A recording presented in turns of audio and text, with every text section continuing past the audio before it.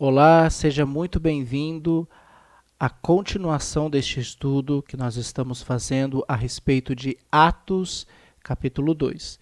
Estamos falando sobre a chegada do reino e da igreja. Então vamos continuar, nós paramos na pergunta número 13, ok? Então vamos lá, abra sua apostila, página 42, abra sua Bíblia no livro de Atos, capítulo 2. Então vamos continuar analisando as escrituras e vamos continuar entendendo o momento em que a igreja e o reino foram estabelecidos, né, edificados. Então a pergunta 13 são alguns versículos que nós precisamos ler. Versículo 13 vai dizer assim, então de acordo com o versículo 7, depois do 13 ao 15, depois versículo 37 e depois versículo 42. E a pergunta é, quem falava esses idiomas? Acabamos de entender que idiomas era, que língua era essas que os apóstolos estavam falando, mas a gente precisa entender ainda mais sobre quem é que falava esses idiomas, ok? Para tentarmos entender por que era os 12 que estavam ali, por que era os 12 que passaram a falar outras línguas, por que não tinha esse negócio de 120 aqui em Atos, capítulo 2, tá bom? Então vamos lá, vamos ver o que a Bíblia fala sobre isso. Versículo 7, estavam atônitos e se admiravam, dizendo, vejam, não são galileus todos estes que aí estão falando? Então, essa é a expressão dos homens, né, os judeus que estavam ali, ouvindo os apóstolos falando em outras línguas. Por quê?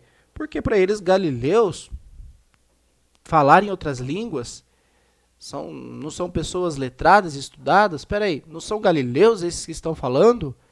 Uma expressão, né, está falando, né, com essas pessoas que estão ali. Versículo 13 a 15 diz assim, ó, outros, porém, zombando, diziam, estão bêbados. Então Pedro se levantou junto com os 120? Não. O texto fala junto com os 11. E, erguendo a voz, dirigiu-se à multidão nesses termos, homens da Judéia, e todos vocês que moram em Jerusalém, tomem conhecimento disso e prestem atenção no que eu vou dizer. Estes homens não estão bêbados, como vocês estão pensando, porque são apenas 9 horas da manhã. Então, Pedro se levanta e começa a falar, e ele está dizendo, ó, esses homens aqui que estão comigo, estes homens não estão bêbados. Outra referência clara de que quem estava ali eram os apóstolos, somente os apóstolos. Vamos ver, versículo 37 diz assim, depois que Pedro faz a pregação, quando ouviram isso, ficaram muito comovidos e perguntaram a Pedro e aos demais apóstolos, que faremos, irmãos? Se fosse aquele 120 de Atos 1, a pergunta seria, perguntaram a Pedro e aos 120 que ali estavam. Não. Por quê? Porque quem estava ali era só os apóstolos. Versículo 42. E perseveravam na doutrina de quem?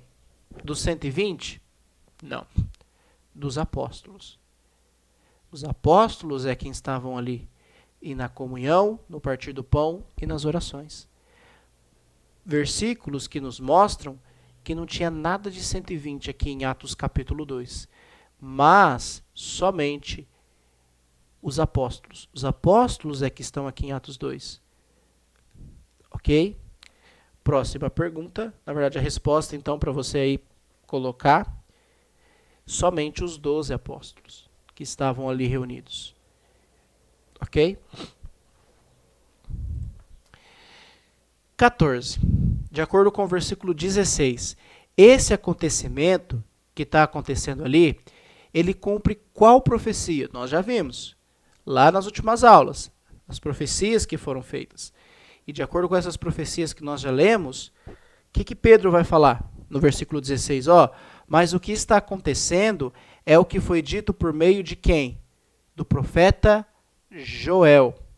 Então está se cumprindo a profecia do profeta Joel. Então a profecia de Joel, né, está sendo cumprida naquele momento. Ok? Vamos para 15. Pergunta 15, de acordo com o versículo 17.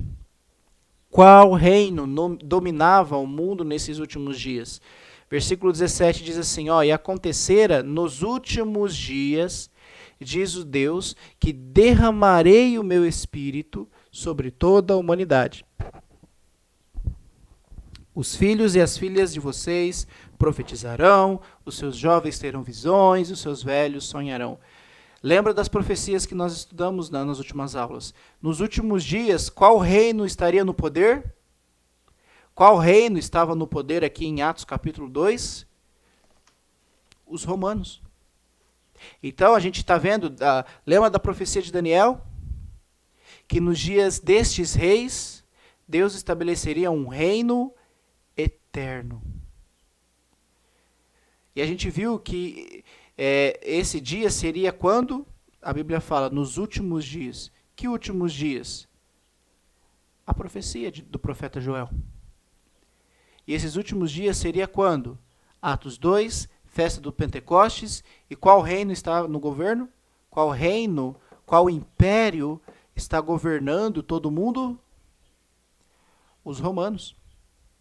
Então as profecias do Velho Testamento estão sendo cumpridas aonde? Em Atos 2.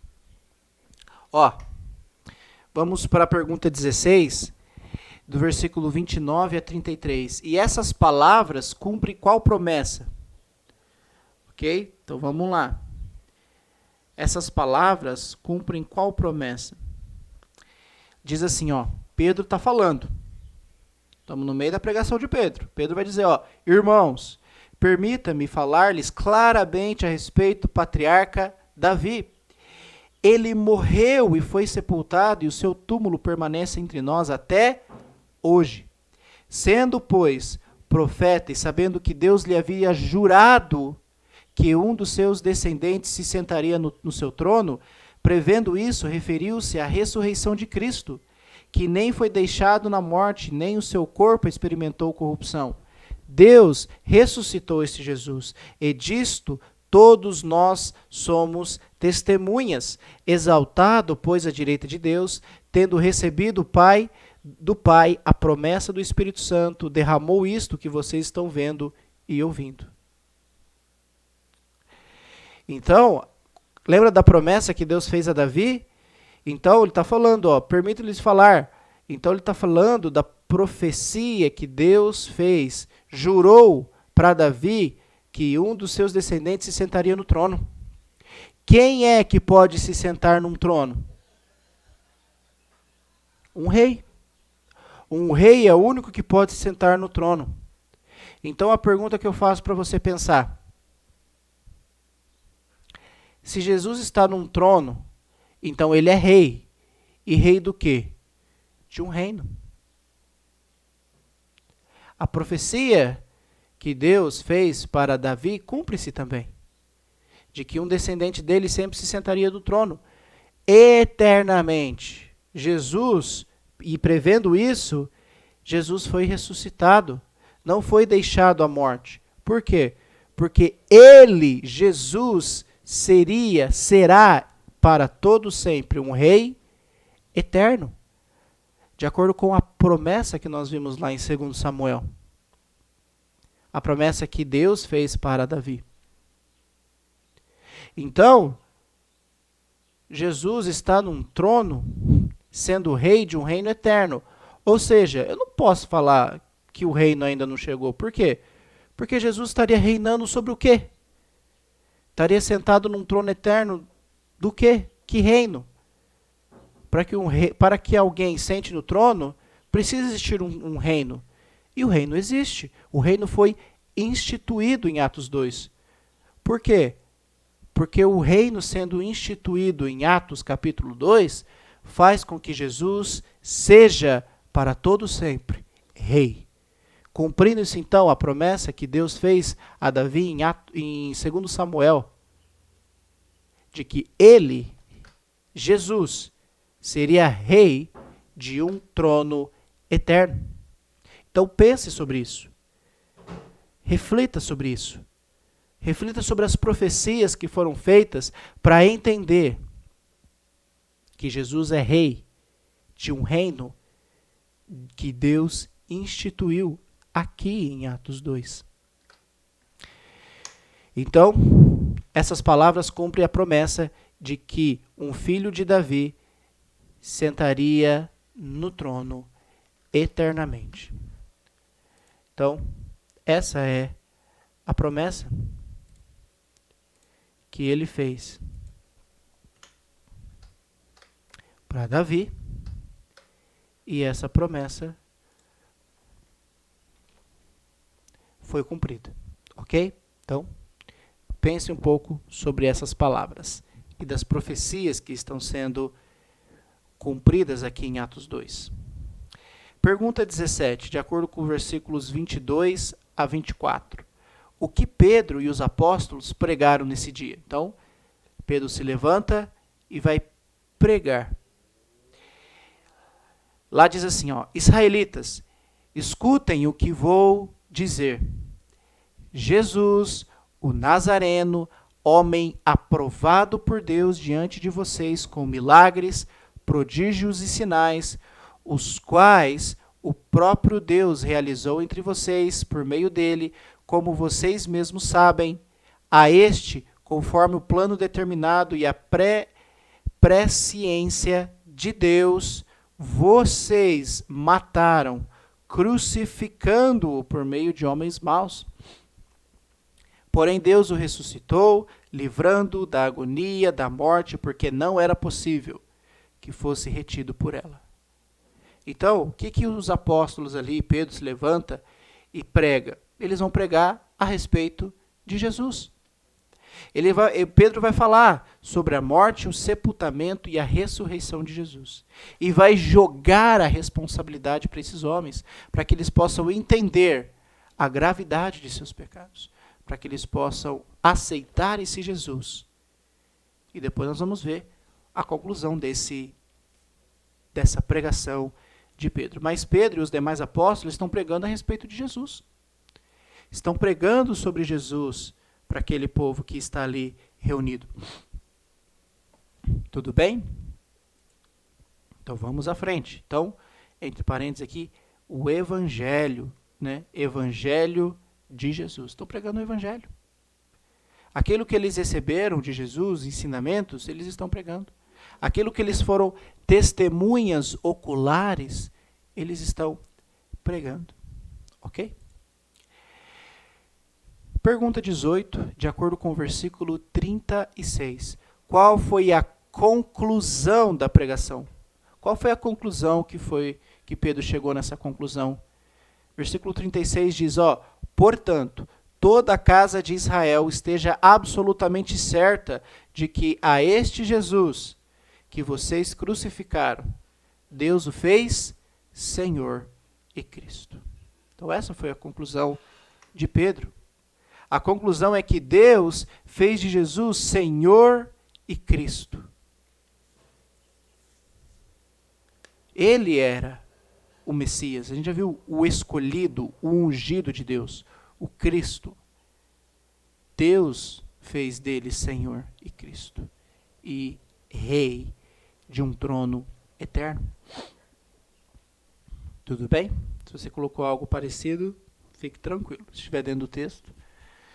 Vamos para a pergunta 19, de acordo com o versículo 37. Depois da pregação de Pedro, qual foi a reação dos judeus?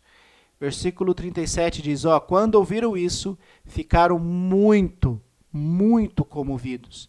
E perguntaram a Pedro e aos demais apóstolos, que faremos, irmãos? Então, qual foi a reação dos judeus? Eles ficaram comovidos com essa pregação. Eles reconheceram, eles ficaram profundamente tristes, eles entenderam o que eles haviam feito.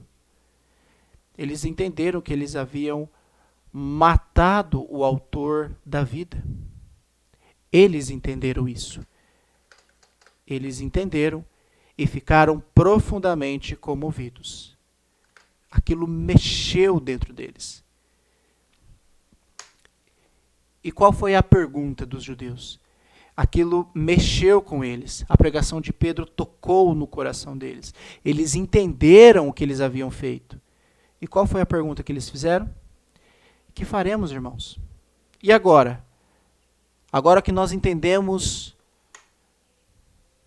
o que nós fizemos, agora que nós entendemos a ação dos nossos atos, e Pedro, apóstolos de Jesus, o que a gente faz agora? O que a gente faz? A gente matou o autor da vida. O que nós vamos fazer? Será que agora é o fim? Não, não é o fim. Vamos para a pergunta 21. Qual foi a resposta de Pedro para esses homens que estavam comovidos? Entristecidos porque entenderam o que haviam feito. Pedro vai dizer no versículo 38, Pedro respondeu: arrependam-se e cada um de vocês seja batizado em nome de Jesus Cristo para a remissão dos seus pecados, e vocês receberão o dom do Espírito Santo. Então, qual foi a resposta de Pedro? Calma, tem uma saída. Tem algo que pode ser feito quanto a isso. Vocês precisam se arrepender e ser batizados. Não é ou, ele fala e. Então eles precisavam, qual eram os passos que eles precisavam fazer, cumprir? Primeiro, se arrepender. O arrependimento é uma mudança de atitude. Eu estou arrependido daquilo que eu fiz. E o verdadeiro arrependimento é quando eu mudo a minha atitude. Então, eles precisavam se arrepender dos seus pecados, do que eles haviam feito. Matarem o autor da vida. E depois do arrependimento, e cada um, não era quem quisesse, ele fala, e cada um de vocês seja batizados em nome de quem? De Jesus. Para quê? Para a remissão dos seus pecados. E vocês receberão o quê? O dom do Espírito Santo. Então é isso que Pedro está dizendo para eles. Ó o que vocês precisam fazer. Esses são os passos que eles precisavam fazer. Se arrepender e serem batizados. Ok? Vamos para a pergunta número 22. De acordo com o versículo 41. O que os judeus fizeram em seguida, depois de ouvirem Pedro?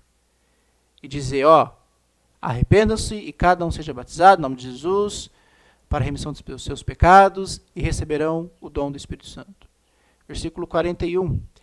Então os que aceitaram, então não foram todos, aqueles que entenderam a mensagem, aqueles que aceitaram a mensagem de Pedro, a palavra de Pedro, foram batizados.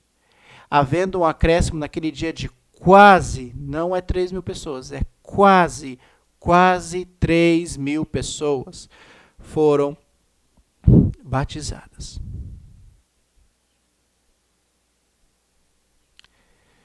Tudo bem? Então, aqueles que creram na pregação, aqueles que entenderam a pregação, aqueles que reconheceram, foram batizados. Pergunta 23, de acordo com o versículo 47, o que o Senhor fez com os judeus que foram batizados? O que Jesus, o que Deus, o Senhor Deus, fez com aqueles judeus que entenderam a mensagem e foram batizados? Versículo 47, louvando a Deus e contando com a simpatia de todo o povo, enquanto isso, o Senhor lhes acrescentava dia a dia os que iam sendo salvos. Então, Deus, o Senhor, os acrescentou à igreja e ao reino. Então, daquele momento, em Atos capítulo 2, quando o Espírito desceu e os apóstolos foram batizados com o Espírito Santo, o reino e a igreja foram estabelecidos. A igreja de Cristo foi edificada. Por que de Cristo? Porque Ele é o dono da igreja. Nós vamos ver isso lá na frente. E o reino de Deus foi estabelecido. Então, aqueles que foram batizados, aqueles que aceitaram a mensagem, aqueles que se arrependeram e foram batizados, o Senhor lhes acrescentava no reino, na igreja, aqueles que iam sendo salvos. Ok? Pergunta 24, última pergunta, dos versículos 42 ao 47.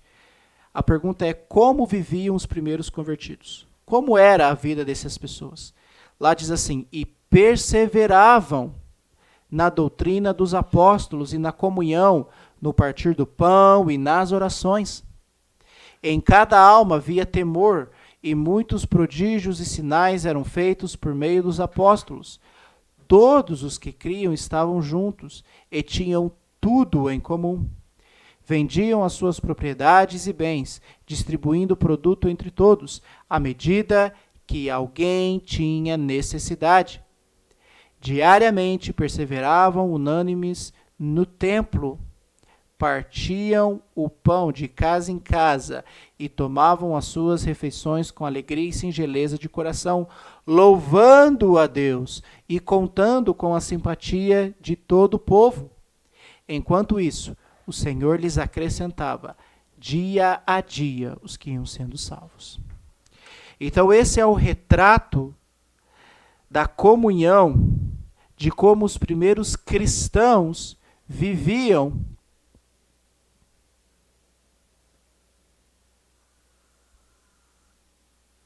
como igreja, como corpo, como reino.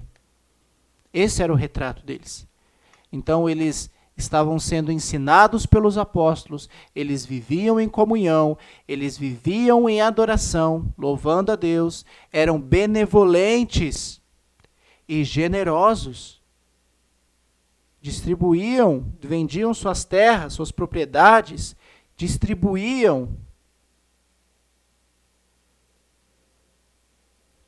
os bens entre eles, de acordo, à medida que alguém tinha necessidade. Então esse era o único pensamento, a única forma que eles viviam em comunhão, esses primeiros cristãos que foram convertidos, que se arrependeram e foram batizados. Então essa era a forma como eles viviam como igreja aqui nos primeiros dias do reino.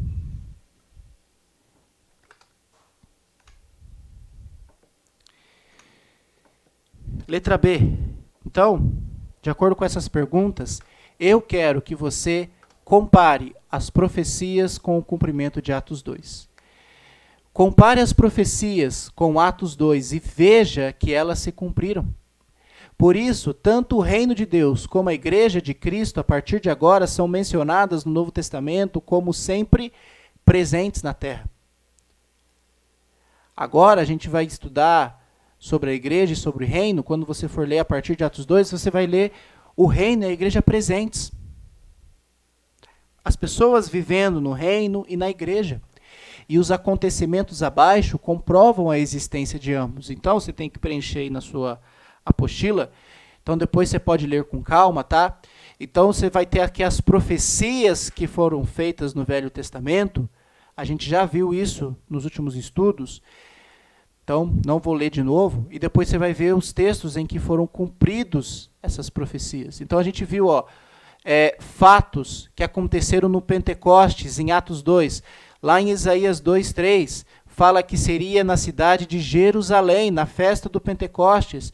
E você tem as passagens aonde essa profecia se cumpre. Em Isaías também, lá fala que seria nos últimos dias. Você vai ver aqui as passagens aonde tem o seu cumprimento. Na festa do Pentecostes, os últimos dias. Essa expressão que eles usam. Em Marcos 9, você vai ver que, versículo 1, os apóstolos estariam vivos quando a igreja e o reino fossem estabelecidos. Você tem os textos aqui, onde se cumpriu essa promessa. Em Joel, fala que viria com poder, chegou com poder a igreja e o reino. A gente viu aqui em Atos. A gente viu, estudou Atos 1:8, depois do capítulo 2. A gente viu o cumprimento, que o reino chegaria com poder. Em Daniel, nós vimos a profecia da estátua, que seria nos dias dos reis romanos. E a gente viu o momento em que isso seria cumprido. Que Roma estaria no poder quando o reino e a igreja fossem estabelecidos. A gente viu em Isaías 2:2 e em Miqueias 4:2 que mais de 15 nações estariam presentes nesse dia. A gente acabou de ver Atos 2, do 9 ao 11. E nós vimos também a profecia de Joel e Atos 1:18, que teria a presença do Espírito Santo, derramamento do Espírito Santo. E a gente viu o momento em que isso foi cumprido em Atos 2, do 1 ao 5. E nós vimos que quase 3.000 foram acrescentados ao reino. Então, profecias que foram feitas no Velho Testamento, os fatos que aconteceriam no Pentecostes e o cumprimento dessas profecias. Para que você possa comparar e entender que o reino de Deus e a igreja foram estabelecidos. E qual é a orientação dos cristãos? Nossa, nós precisamos ir. Então vão, a orientação de Jesus é: vão e façam discípulos de todas as nações. Vão e preguem o evangelho a todas as pessoas. São palavras de Jesus. O evangelho precisa alcançar o mundo inteiro, todas as nações, não somente judeus. Precisa alcançar também os gentios. E nós vamos ver com o passar da história, conforme a gente vai continuar um estudo aqui no Visão Panorâmica, nós vamos ver o momento exato. A gente viu os judeus entrando na igreja agora, não é? Nós vamos ver o momento exato em que os gentios também vão receber o evangelho. Nós vamos ver os gentios também entrando no reino e fazendo parte da igreja. Nós vamos ver, né, a continuidade das promessas que Deus fez a Abraão. Deus fez de Abraão uma grande nação. Lá atrás, a gente já viu isso. Deus deu muitas terras, deu a terra prometida, Canaã. E Deus vai dar a bênção universal. Gênesis 12, lembra as palavras de Deus a Abraão? E por meio de você, Abraão, todos os povos da terra serão abençoados. Então era uma promessa não somente para o povo de Abraão, não somente para os judeus, não somente para os israelitas, mas é uma promessa que vai alcançar a todas as pessoas do mundo, todas as nações. E nós vamos ver o momento exato em que isso vai acontecer. Começa aqui, em Atos 2, essa bênção universal.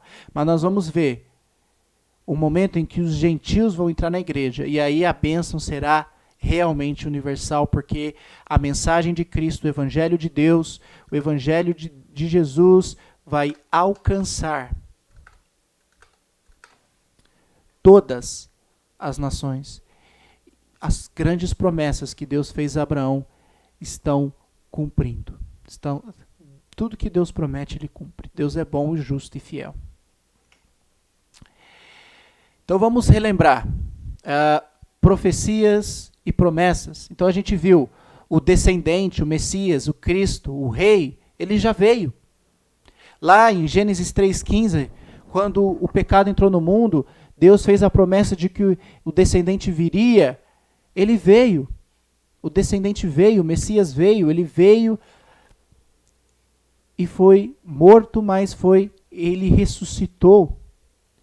A gente viu a bênção universal, já foi cumprida ali em Atos 2. A gente vai continuar falando um pouco mais sobre essa bênção universal.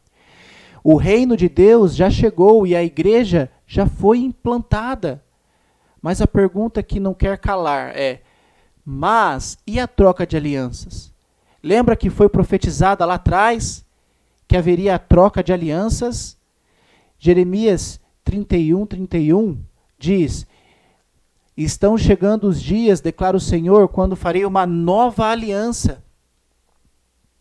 Hebreus 8, 7, depois versículo 13, diz assim, ó, chamando nova esta aliança, ele tornou a antiquada, velha, a primeira. E o que se torna antiquado e envelhecido está prestes a desaparecer. Hebreus 9, versículo 16 e 17, diz assim, ó, no caso de um testamento, é necessário que se comprove a morte daquele que o fez, pois um testamento só é validado no caso de morte, uma vez que nunca vigora enquanto está vivo quem fez. Ou seja, se a igreja foi instituída, se o reino foi instituído, quando acontece então o momento da troca das alianças? Deus prometeu no Velho Testamento que haveria uma nova aliança. E depois, quando a gente vai para Hebreus está falando que o autor de Hebreus já está falando dessa nova aliança. Ele está falando dessa nova aliança, está falando que a primeira, que foi feita lá atrás, se tornou antiquada, se tornou envelhecido e prestes a desaparecer. Hebreus está falando também, no versículo 9, lembra aqui que é um testamento? Um testamento, para entrar em vigor, precisa de morte. Para um testamento entrar em vigor, precisa comprovar a morte daquele que fez. Ou seja, um testamento só é validado no caso de morte, uma vez que nunca vigora enquanto está vivo quem o fez. Ou seja, espera aí, qual é o momento exato em que houve essa troca de alianças? E se houve essa troca de alianças, qual é o objetivo da velha aliança? Nós vamos conversar sobre este assunto com calma, baseado nas Escrituras. Nós vamos falar sobre a substituição das alianças. Nós vamos conversar qual foi o momento em que a troca foi feita, em que a velha aliança ficou para trás e a nova aliança que Deus profetizou lá atrás que ia fazer, foi feita. E qual era o objetivo, então? Qual era o propósito da velha aliança? Nós vamos conversar sobre tudo isso nas próximas aulas. A respeito de Atos 2, eu espero que você tenha entendido, espero que você tenha compreendido, através das Escrituras, o que a Bíblia mostra a respeito desse fato tão importante no dia de Pentecostes, em Atos capítulo 2. Se você tiver dúvidas, se você ficou com dúvidas, quer fazer comentários, quer falar alguma coisa sobre esse assunto, por favor, pode comentar, pode falar, vamos conversar mais sobre esse assunto, se você quiser e tiver dúvidas ou comentários sobre este tema. Ok? Então, fiquem com Deus e até a próxima aula.